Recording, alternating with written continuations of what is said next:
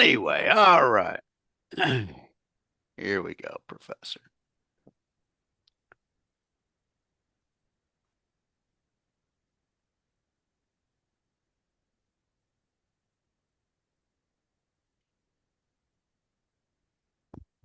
How you doing, everybody? This is Dennis Michelson. Welcome to the science of fantasy football. Why the science of fantasy football? You get a meteorologist and a biologist together. They're going to use the scientific method when trying to figure out this game we call fantasy football. And one thing I can tell you, folks, if you learn how to apply the scientific method, and hey, you don't have to have a PhD in biology, you don't have to have a bachelor's degree in meteorology. You can even have flunked high school science class. We will still help you understand how to use statistics better. That's what the scientific method is all about. And if you use statistics in a smarter way, in a game driven by statistics, you are guaranteed to do better. And joining me as he does each and every week, he is the fantasy professor. He's a real professor. It's John Bush. And John, we are getting to that time of the year where it's almost time to see if you're going to have some money to spend when the season's over. Christmas cash, we call it down here. Yeah. Uh, this week is going to be interesting. There's lots of teams on bye. Week 14 is going to get me, Dennis. Oof. It's got Henry, Stevenson are out. Maybe Mixon? Is Mixon out that week too? I think so. Yes. Mixon is out. It's a rough week, folks. I mean, if you're having trouble this week, just wait to week 14. It's going to be rough. Glad I've got Kamara and James Conner and some of them to help me out. At least have one anchor for a lot of those teams, and I can find somebody to patch in. Tyrone Tracy might be another hero that I have. Oh yeah, and still got some lottery tickets on some others between now and then that might work out. But I'm thinking about this week, and really the waiver wire is a little thin. I know people are speculating.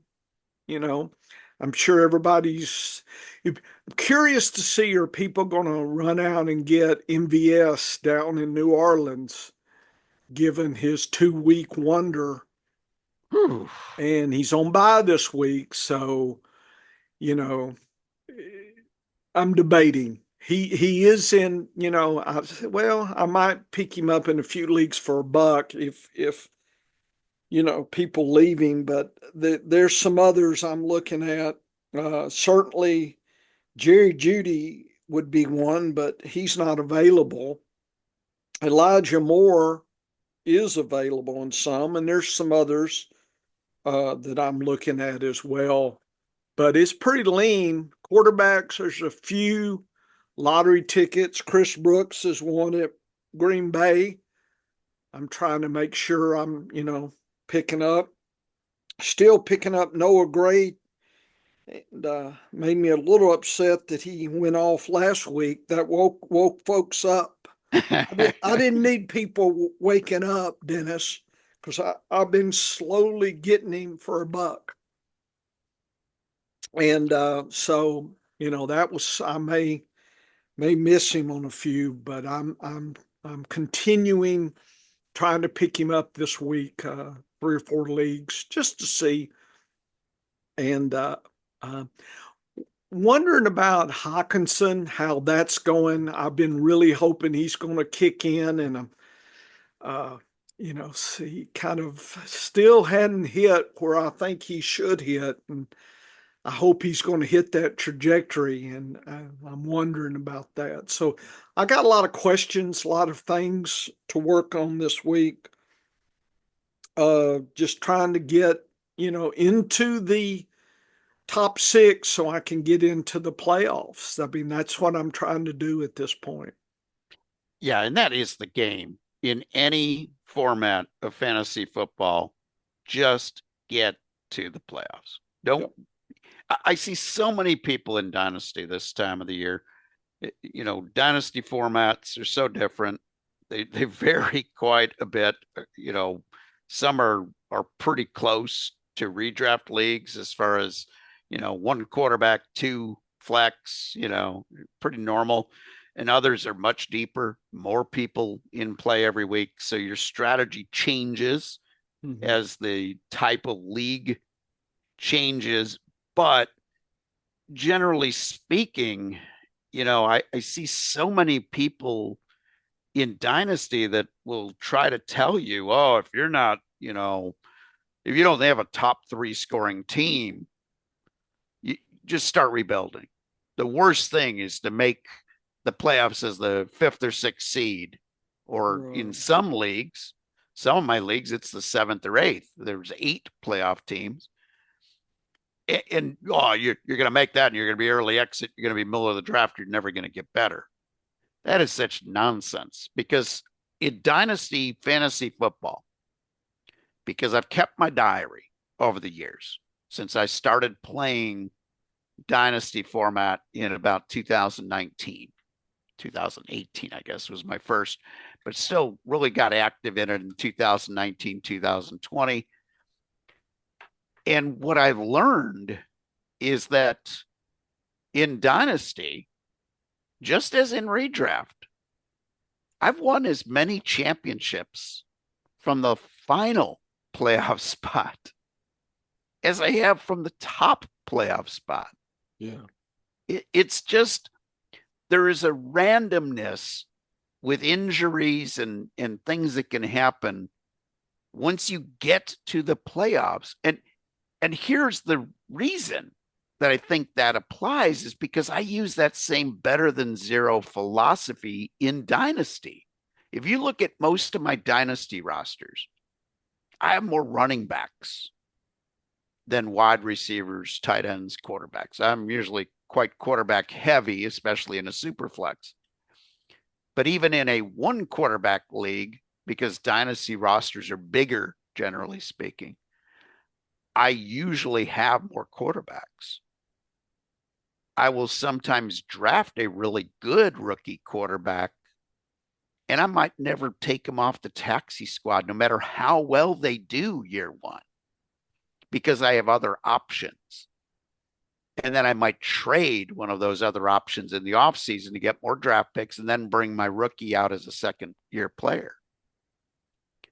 But just make the playoffs, man. And my wife is really anxious. She asked me last week, she says, so how are you doing? How are you doing? Because we're either going on a vacation to the French Quarter or to French Lick, Indiana.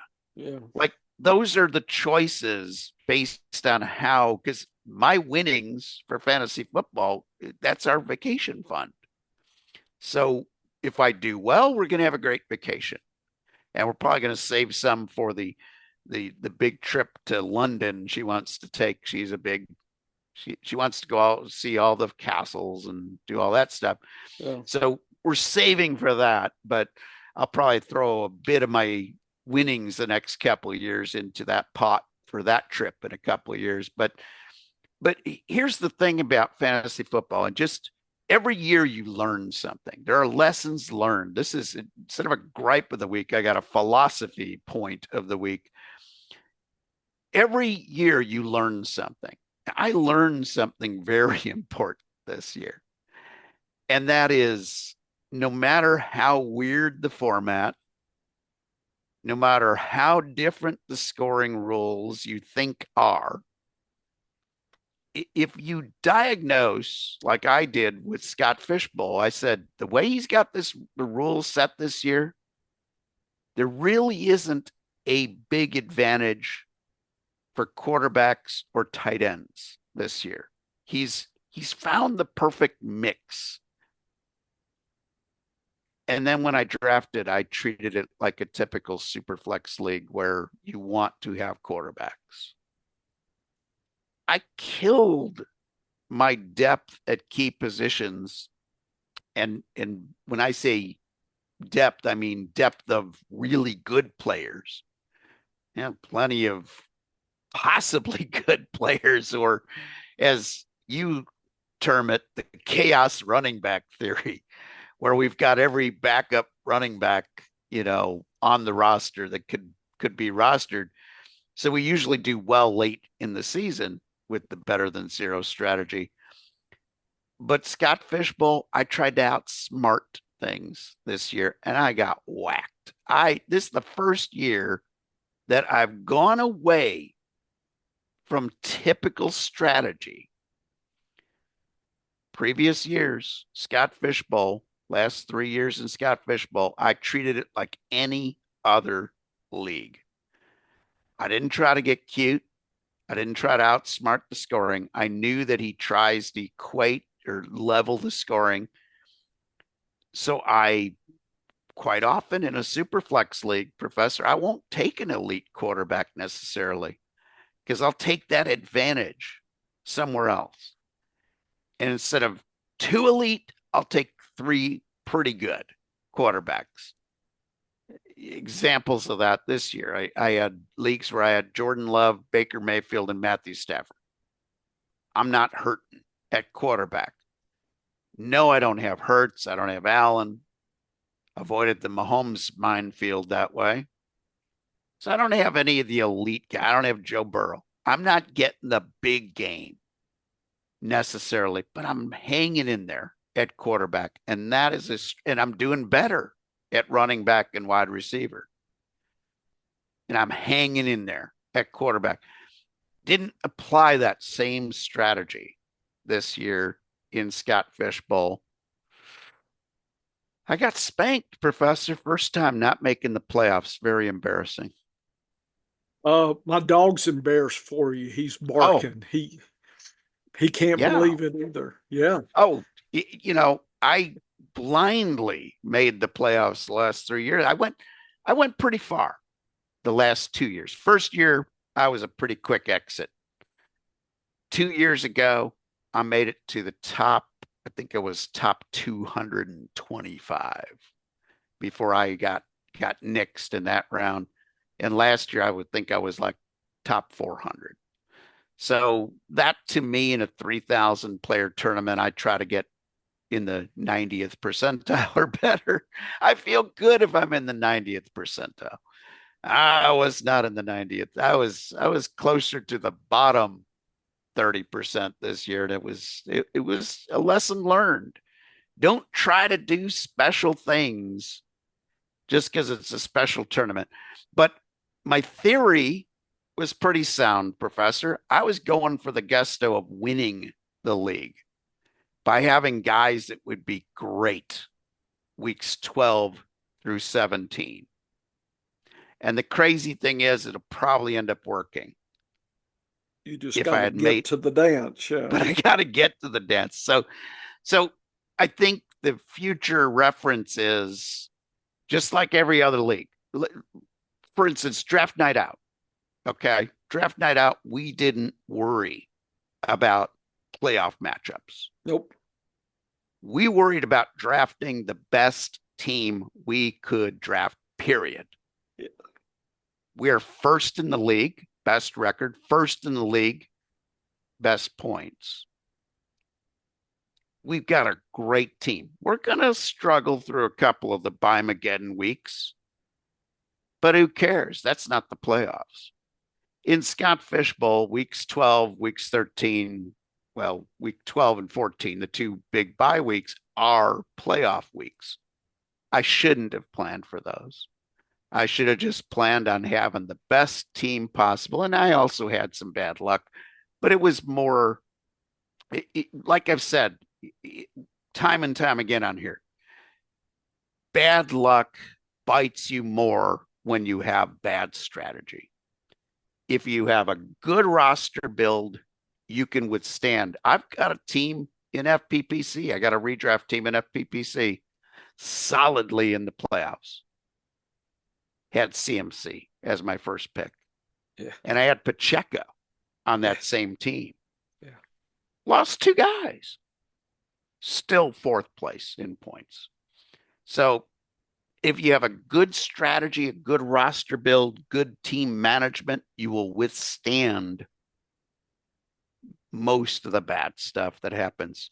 The worse your strategy, the more susceptible you are to injuries. And I got my butt kicked with injuries in Scott Fishbowl, but I just had bad strategy. Next year, don't worry about the playoffs. Just worry about having the best team you can and let your roster build help you through the playoffs. So, lessons learned, Professor. Lessons learned. Okay. Well, I have some data I thought I'd talk about before we preview the night game. I haven't visited this season, but in the background, I track efficiency, home away, team rushing and passing attempts, these kind of things. I bring some of that to the table. I thought we just kind of look getting too close to the playoffs. I think we've got enough data to kind of see some trends here, Dennis. So what we have here is my passing and rushing metrics looking, and we have the teams right here, Arizona to Washington. It's alphabetical. Rushing scaled versus the league average of the last 3 weeks. So anything plus means those teams have been rushing at a higher level than the league average. Anything minus is below. So I think some of the below teams, Dallas is one, Jacksonville, Vegas, Rams. Oof. Yeah. KC's down there, Dennis. They need Pacheco. Jets, Tampa Bay. So some of the teams that are sad, Philadelphia, Pittsburgh, Minnesota, on the other hand, are solid. Look at Detroit. So, you can look at that. Have home away splits there for rushing. Who likes to rush at home and who doesn't? And I do bring that out in our Squirrel Husky games for the weekend and tomorrow night. Here's passing. Who's been passing? Dallas is the typical extreme, one of the worst rushers, one of the highest passers. And I always think over the years, as I've seen these data, that extreme teams like that, they're trying to use one side to cover the weaknesses of the other. Ooh, I yeah. think there's some data to that. Look at Cincinnati, Cleveland, Dallas tend to be some of the highest passers, some of the lowest rushers, that kind of thing. So I think there is some balance there. But And but yeah, go ahead. Professor, so the question I have Yeah. is that because of having a lack of rushing, or is that more Is of it, a sign that their defense sucks? yeah, That their they're defense sucks or playing from their behind. offensive line Yeah. sucks or, Yeah. yeah. So, in other words, I'm not tracking the reasons. I'm Gotcha. just looking at the landscape. Gotcha. I like to look at tendencies and landscapes, not to like, Cincinnati hadn't been rushing good, but Chase Brown's been doing pretty good. So, but I like to know just tendencies and, Gotcha. for tie Gotcha. breaking and maybe some depth of, drop ads and things. You know, I, I live in the world of metrics. I do know that, but Yep. you can't just let it, you can't be bound by anything in fantasy. You've got Or to at be least, dynamic. And horse racing yep. taught us that, Dennis, as you know. Yes. The horse is the favorite. Well, we know favorites lose, 2 out of 3 times. The horse had the highest speed figure. Well, if it was at a different track, a different class, a different trainer jockey, sloppy versus, dry, very dry track, hard track, post position, all things can change. So best last week doesn't mean it's best this week. But you got to start somewhere, Dennis. So And yeah, the kind of the anti-metric people as well, all this is, meaningless. Well, then where do you start? You've got to have yes. something to begin your analysis. And for me, it's the metrics, the landscape, the top-down approach. Yeah. So first of all, I guess I owe my dad a big thank you that all my fantasy football success, or at least 90% of it, came because I was trained at the racetrack to be a broken down horse player. So like Dave Feldman liked to call him. But you're right, Professor, because it did teach us one thing that a couple of things that horse racing taught me at an early age is not to fall in love with just the group think because those favorites do lose. Yep. And it's also to understand why the favorites were losing because horses are not machines. So a horse gets better, gets better, gets better, peaks, probably runs a couple of pretty good races still at that peak, and then starts sliding in form because they can't stay healthy. They can't stay at their top ability for an infinite amount of time. Even the great horses like Secretariat would have an off game, day.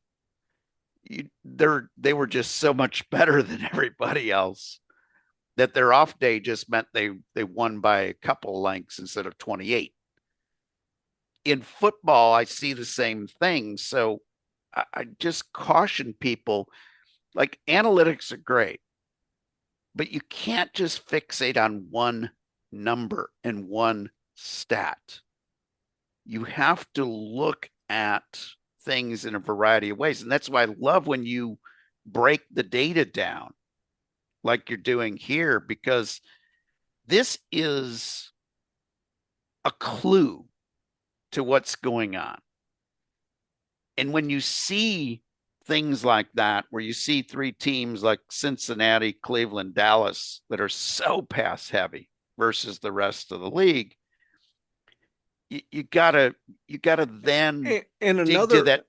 another metric, Dennis, while you're pontificating, I track 3 week differences compared to the season, and the highest passing in the last 3 weeks, Cincinnati. Yeah, Then Cleveland and Dallas have been some of the highest here. Look at the rushing. look at Not the Buffalo. worst, but not Yeah. great at all. Just kind of treading water. Mm-hmm. So they're putting all their eggs in the passing basket. Look at Buffalo doing the same thing. Buffalo's, versus Dallas. Dallas hadn't been doing well. Buffalo has. I mean, there's other parts, right? There's the defense. There's, you know, home games. There's, opponent level, all sorts of things. This is Hey, one clue. It's just like, if you were a police detective and you see a dead body on the ground and you see a pistol next to it, yeah, but you see a head wound that looks like it's from a blunt object versus a bullet wound, you kind of know what happened. But when you see the gun and you see a dead person laying there, you're thinking, bullet, he got shot. No, maybe he got clubbed to death with the gun. And in here, it's the same thing. You see a piece of data, and it that's not the end. no, It's the beginning, or it's just a piece of the puzzle. And that's what I love about when you are looking at analytics, because you are searching for a clue yes, to answer a question, and then you go to the next question. I agree. Yes. So, I look and a team that's really of interest. There's a couple teams, but look at Minnesota. Minnesota has positive in both categories in the last 3 weeks. So they've Wow. been doing more activity overall, passing and rushing. Uh, Pittsburgh has been doing better. So notice a lot of teams are not that way. Most teams are, there's a lot that are skewed, right? They're going down in one and up in the other. There's some negative. Look at Jacksonville, negative, negative. So you could call No. them negative. So you could do just a quick plus minus, Dennis. You could do, here's a plus minus, plus minus, minus minus, Baltimore, that kind of thing. So you could even have a little, just a quick thumbnail metric, just to kind of almost your temperature. What's your health? You go to the doctor, and if you're running a fever, that is interesting. Okay, what's going on? So this is a way, these kind of metrics and tracking this data is just for me, just I kind of like get a temperature for the team, just kind of what's going on. And for instance, Cincinnati really loved the pass catchers. And if T. Higgins is back and Chase, they just had a spectacular. But Oh, and I can't pronounce his name. The third guy, Levis, Yosivas. huh? Yosivas. Yeah, he. I've got him in probably too many leagues because if something happened to Chase or Higgins, he kind of comes in. Not he will replace them score wise, but he'll get more opportunities, for passing. Same thing for rushing, right? If something happened to Connor, then the fact that they've been rushing a lot more tells me that, okay, Benson's there, DeMarcado. Couldn't get Benson, but I've got a lot of DeMarcado if something happens to Connor. So you can plan some of your acquisitions based on what's going on, right? Kansas City, they've been passing a lot more recently. That's very, Juju is out of favor. If something were to happen with D Hop, you know, all of a sudden Juju's back in good graces. And you could probably still pick him up for nothing because everybody's kind Yeah. of forgot about him. Yep.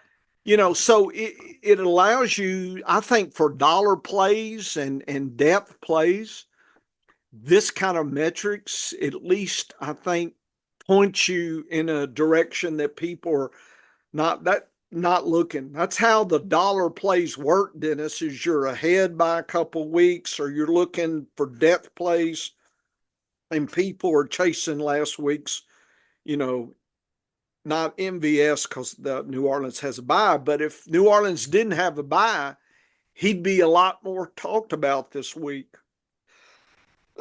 than he would.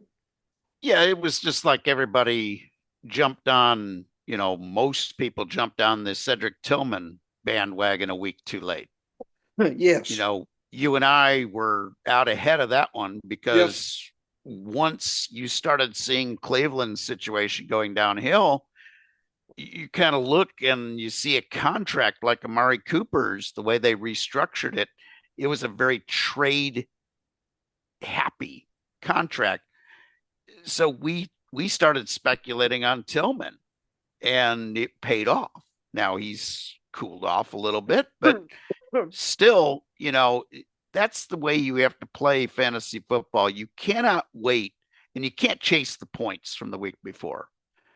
The points from the week before rarely will back you up for the next week, unless that player is in a much better situation. If he's in a much better situation, and in Tillman's case, it was the switch of quarterbacks to Winston and the trade of Amari Cooper. Those two things suddenly brought a guy who had scored in his first 6 games this year, Professor. He had scored 3 points, 3 PPR points. In his next 3 games after that, with the switch of quarterbacks and Amari Cooper going, he scored 65 points. Yeah, But you he's need an to be, example. of Yeah, what you're looking for. you True. need to be ahead of that game. And even Jerry Jeudy picked up the pace with the switch of quarterbacks. So you see these switches and you look at the game from these 3 week, samples, Yes. and you will pick up on some trends that will help you going forward. The Eps- I'm kind of dying here, Dennis. That's not good, Professor. Okay. Let me drink. I'm allergic to a barking dog. That's what it is. Okay. Shall we do? Yeah. So I will post this with my efficiency uh, figure that I usually have. I've actually got it this week. I just hadn't pulled it up, but it's there. Uh, if people can follow that in that other table to give them a look see at some of the metrics that I use, and Dennis gets to peek over my shoulder, and as I uh, get to hear his better than zero discussion, and that helps me out as well. Tillman, he said, what about 3 weeks ago or four? Sometime you said, Dennis tipped his hand a little bit, and okay, yeah, I'm hearing you. Estime was one. Gorando. Some of these guys, I know maybe they don't work out, but they didn't cost me a lot, in ADP capital, and a lot of people dropped them, and I picked them up for $1. So Jordan Mims is another one. You told me, something happened to Kamara, he would have a role. Picked it, picked him up in 5 leagues for $1 in each league, Dennis. And if he doesn't work out next couple weeks, I'll fish for somebody else. And that's actually a great way. Like FPPC, we've got about 20 roster spots. Yes. Yeah, we And have the room. yeah, so I kind of treat those last two roster spots as rotating players, Yes. depending on what's going on. For instance, I picked up a lot of Cam Akers when he got traded back to Minnesota because Minnesota wasn't going to trade for a backup running back unless they thought they needed a backup running back at that point in the season. So Cam Akers instantly became a guy that I picked up for $1 before he did anything. Now, he hasn't done a whole lot, but when he subbed for Aaron Jones, he was 11 points. That's a heck of a game. That keeps you in the mix, Dennis. What do you Yeah, call what do you call that? You call that, you know, doesn't hurt you too bad. doesn't hurt you. You know, a guy can do one of three things every week. He can cause you to lose by having a 0 point game or a couple point game, really bad game. And when your quarterback is under 10, that's when you're probably losing your matchup. He can just keep you in the going by being within a few points plus or minus of historic medians. And that's 12 points for a running back or a Yep. wide receiver. It's closer to 8 for a tight end. Anything over 8 for the tight end, I'm smiling. Anything over 10 or 12 points for a running back or a wide receiver, unless he's a guy I picked in the first 5 rounds, I'm okay with that. If he's a guy that I just picked up to fill into a lineup and he gets me 10 or 12 points, I'm ecstatic. People look at that and they're like, why are you excited about 10 points? Well, he didn't cost me the matchup. He kept me in the hunt. Your guy, your premium guy that you had starting at WR2 scored 15 points. My guy got 10. I'm only down 5. I can make that up somewhere else. And the other thing that they can do, obviously, is they have a big game like MVS did. I grabbed MVS in a couple of very, very deep leagues where you start 15 players. Yeah, I mean, it's Yeah. a deep, deep league. I'm in a 20 team league where I grabbed him. It just to stash him because he's a live body.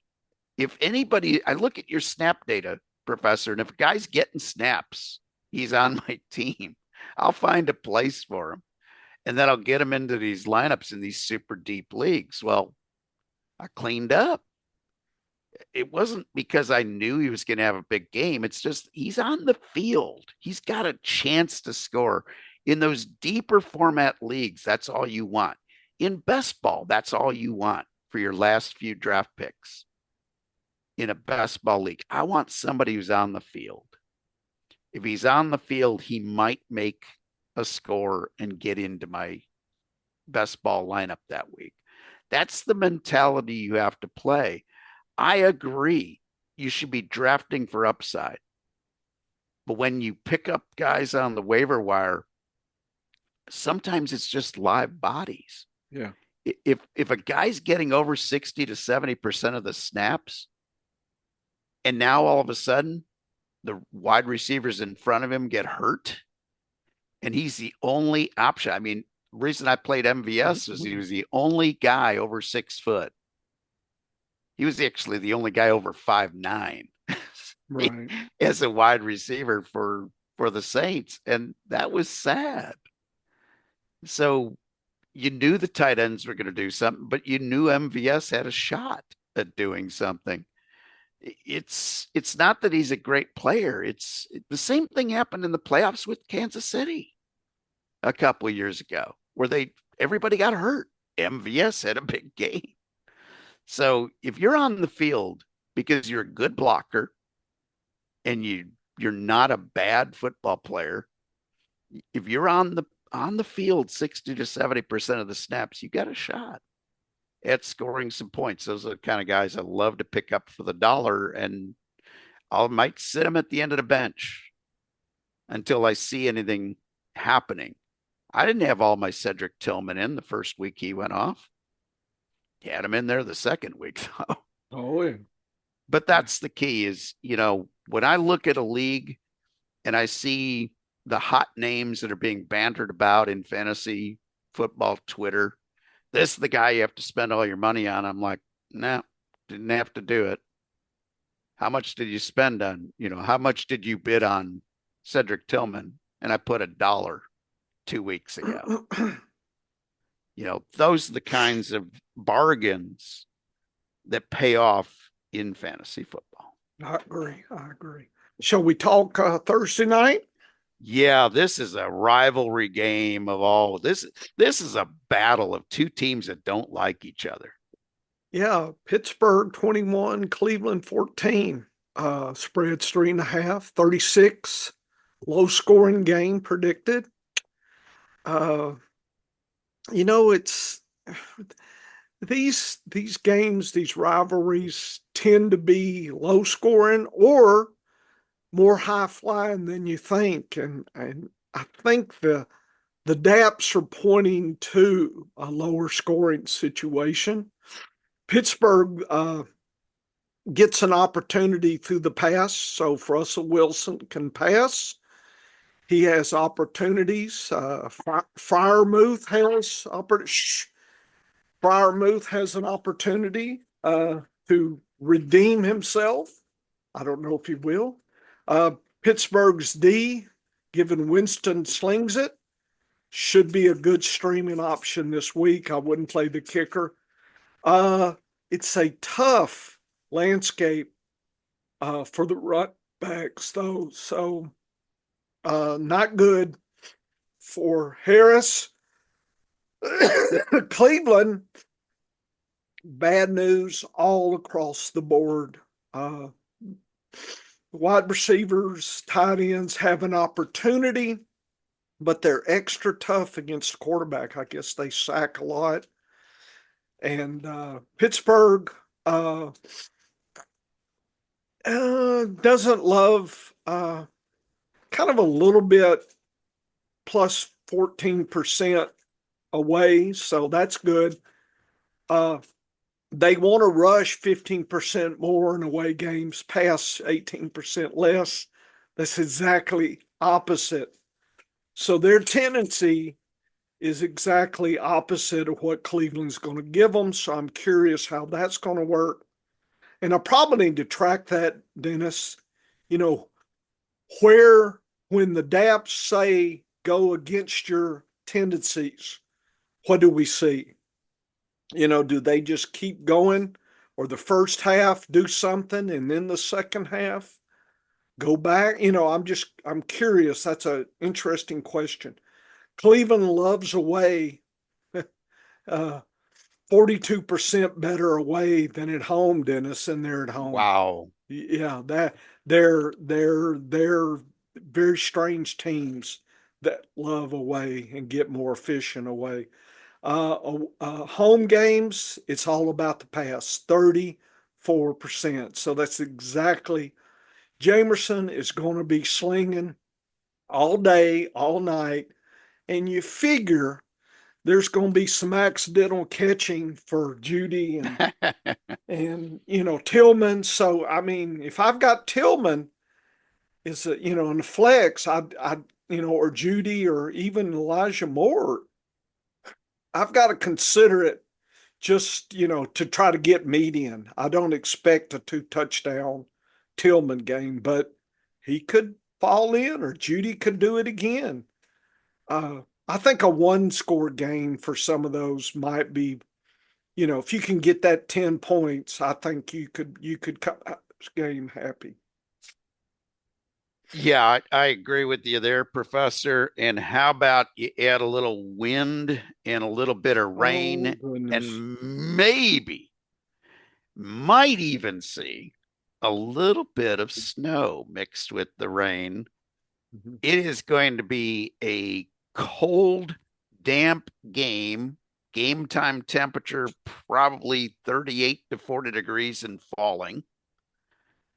Winds won't be howling. The winds in Cleveland today are going to be, and tonight, if tonight was the game, Yeah, we're taping on a Wednesday yeah. as usual. The wind's gusting to 45 miles an hour right now for the Goodness. evening in Cleveland, but they won't be so strong tomorrow. We're talking probably 15 to 17 gusts, as high as 25 would be the worst case, and the winds will actually be backing off, getting lighter as the game goes on.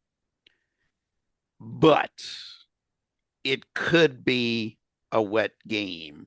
And and here's the thing too, is again, when you do weather studies in fantasy football outputs, how does it change?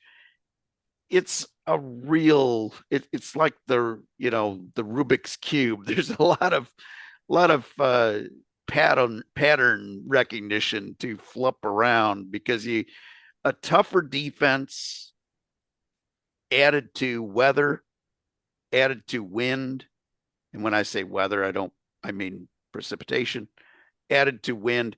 Each layer that you builds a level of uncertainty. It's not necessarily that light precipitation and winds around the speed we'll see tomorrow are enough on their own to cause a major problem for a great offense against a an easy defense. But as the offense gets less great, as the defense gets tougher, as the temperature falls, rain in 60 degrees is much different than rain in 38 degrees. So each one of these factors that adds in for tomorrow night says, look for more turnovers in this game, look for more uncertainty in this game. And in this case, it might even make Pittsburgh tougher, even though the thing that they love to do, run the football, is what Cleveland is best at stopping. Yes. Russell Wilson can also get that short passing game going, which is less impacted by the weather. Jameis Winston likes to air it out. Now, Russell Wilson likes to air it out too, but that's not Pittsburgh's attack. Pittsburgh tends to be a very, very, you know, less risk offense. So, Cleveland might be able to run the ball okay against Pittsburgh. Not great, but maybe, little wetness gives the edge sometimes to the offense. But Winston, boy, he's a risk taker. I don't like risk takers in weather games because they tend to turn the ball over a bit. So I think Pittsburgh wins this one comfortably. I know that's a low over under. I wouldn't be shocked to see the score even lower. Wow. Wow. So, do we have props? You hit props last week. Thank you very much. Yeah, I felt really good about the props last week. You're not feeling good. This week I'm not feeling it. Well, And you see know here, what? My bankroll stays back in my pocket then. When Dennis doesn't feel good, my bankroll doesn't feel good. So I'm going to go back and wait. I'm going to hide in the weeds, Dennis, and wait for the Sunday games. Maybe you'll feel good about one of the Squirrel Husky games and we'll find a parlay for us. yeah, and that's the key, folks, is I see so many people forcing their action every week. That's like the horse player that goes out to the track and plays all 10 races. You can't play all 10. You only are doing that if you are treating it as entertainment. If you are treating it as, I want to win money, you have to pick your spots. Yes. In harness racing, when I was at my best understanding of the game of harness racing, I would sit up in the stands, Professor, and there'd be days I might make two bets all night long. Yeah. That's discipline. It was discipline, but But it then you end was up eating cookies and hot dogs and you eat too much and all the junk food. So that's why I love to play from home these days. I think that's been the best thing is I don't have to sit in the stands and collect the fine china. That's what so. my wife called the plastic glasses. She So said, how did the races unfold? I said, well, I added more to your china. My Oaklawn cup. Yeah, so she laughs. That's some years, Dennis. That's been the china. There's your Christmas right there. Take my plastic glasses and free hat that they'll give, oh wrap it yeah. up and give them. Yeah, my dad's friend Charlie from Yeah, the track, who was like an uncle to me. He'd yeah, come over for Sunday dinner. This was, of course, at a time when they weren't racing on Sundays, yeah. back in the day when I was a teenager. And he'd he'd show up at the front door, and I'd open the door, and he'd say, "Hey, how do you like my $500 outfit?" Yeah, And it was his Sportsman's Park T-shirt, yeah, his Arlington Park windbreaker, yeah, and his Balmoral Park hat. That yeah. was his $500 $500 deal. outfit that he was wearing. But yeah, it, yeah, you have to have discipline. The biggest mistake I see of watching people on Twitter talk about their bets, they got too much action going. Yeah, You really shouldn't be looking yeah. to find a play in every game. The plays come to you. And when I see a game here like Thursday night where we got a tough defense in Pittsburgh. If I was going to play anything, I'd be leaning to the Pittsburgh side of the props here. Mm-hmm. But when you add weather, it's just, Maybe the prop is, just a defense kind of prop. Just take one shot saying, that I don't know if you have interceptions or something. yes. Yep. Maybe that just take $2 and throw an interception or some sacks, build a little defensive parlay. Yeah, that might not be a bad way to go if you really want to have an I mean, if you got to entertaining. have that action, Dennis, If you got to have action, you I got to would. have your exactus in such a way just about any horse comes in, you're going to have some shot at it, and so, they'll, those folks said the trifecta. Well, I got this one over here, and I got this one's got to run here, and that's tough. They don't even know what's happening.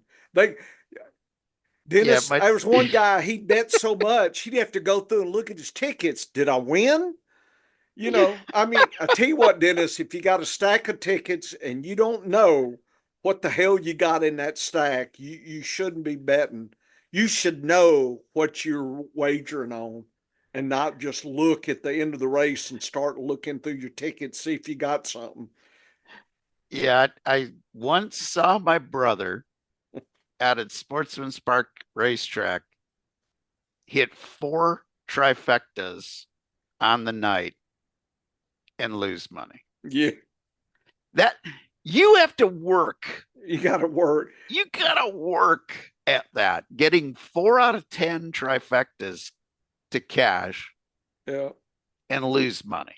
You had to work hard He at doing boxed that. about 6 horses or so. Well, he'd only box four. Oh, But if the top three guys came in, yeah. And everybody knew they were if you coming had a in. Yeah. if you had a 3-5, a 7-5, and a 5-2 at the harness track, Yeah. what are you gonna? You're not really cashing much of a ticket. So that's the thing. And then he'd do a 4 horse box, Is and that then he'd do 12 like bucks or so? so Something that's like that 16, whatever six, that is. yeah, whatever that ends up being. And then he'd do like a partial wheel. Oh my goodness. Okay. So he could hit it in two different ways because he'd have some overlap, but he would be betting maybe 32 bucks, 40, something And get a on, $20 on payoff. every race, Uh, and that's gonna add up to beat you I mean, every you go to the time. roulette wheel and cover every number, Dennis. You're going to hit. You're going to be the winner. Oh, you wanted profit. Oh, okay. Yeah, a little different. I play my props not to have exciting action. See, when I watch the horse racing, even when I'll occasionally get myself a form and try to handicap, which I'm not as good as I used to be, I'll admit that. But even when I do that, I'll vary the amount. If I'm going to bet every race, I vary the amount of my wager. I might do some races just $2. I might do a horse I really like, $5 or $10. But you don't, yeah, yeah. In football plays, if you're playing every game, if you've got to have action in every game, it's probably a good idea to call that number at the Yeah, bottom of call the that number. advertising because you've got a problem. You're not in it to profit. You're going to be giving your money away. I don't like to give my money away. So I don't see an advantage in this game. And I have to see an advantage in order to play. I got you. I agree. Head on over to the scienceoffantasyfootball.com, folks. You got to check out all the data from the professor. You got to check out my articles You too. got 3 of them up there. Yeah, I got them out quick this You week. sure did. And I'm really enjoying this weekly consensus using the 4 different pieces of data. And Professor, I'm already thinking how I can adapt this Yeah. to a forecast for next season as being part of this plan. So having my weekly values, my MVP, and maybe having a forecast of the best index might be the way I go for my for my picking of players next year. If I want to take this system to a preseason concept, because each piece of the data puzzle will tell you a different thing about a player. So I'm pretty excited about that. But I've enjoyed watching that, and I've enjoyed watching how the tiers play out. Because right now at the quarterback position, you have a 3-tier drop between QB4 and QB5. That's huge. That's huge. That's a huge advantage. So if you don't have one of those top 4 guys, but you got somebody else cheap in that next group, because that next group is about 4 deep, you're doing okay. Yeah. You're doing okay. But if, those top 4 right now, their ADPs at the beginning of the season, 1, 3, 4, and 7. Yeah. So pretty interesting. Now, does that mean that those are the best players right now in total points? No. This is using my metrics, which not only try to give you a snapshot look at what's going on after week 11, but what might happen weeks 12 through the end of the season. Gotcha. And that's what this data is showing. So when I say there's 4 quarterbacks at the top, Joe Burrow, Lamar Jackson, Josh Allen, Jalen Hurts, you're saying, where is Mayfield? Because he's certainly at the top of your just looking at 2024, but he doesn't have the back class that the other guys have. And so I don't have as much confidence in him as I do those top 4. Now, he's a solid QB9 using my data. So he's a starter every week for you. But he's closer to those other guys in that tier than he is to those elite 4. And you notice Mahomes ain't in the elite 4. Neither is Goff, but they're in that second group, along with Baker Mayfield. But it's been interesting. This is a beta test. I've been sharing the data live with everybody as I do the beta test. It's pretty open as far as a scientific method of looking at stuff. But check out all those articles. Check out the professor's data. I love when you break down by 3-week segments. It tells you who's coming, who's going on a team level, and you can take that data and then drill it down to making your selections on a weekly basis. So much data from the professor that you could check out. And also the Thursday night DAPs are up there, and the weekend DAPs will be coming before you need them on Sunday. And head on back here on this Saturday for another edition of the Science of Fantasy Football. Get to work, folks.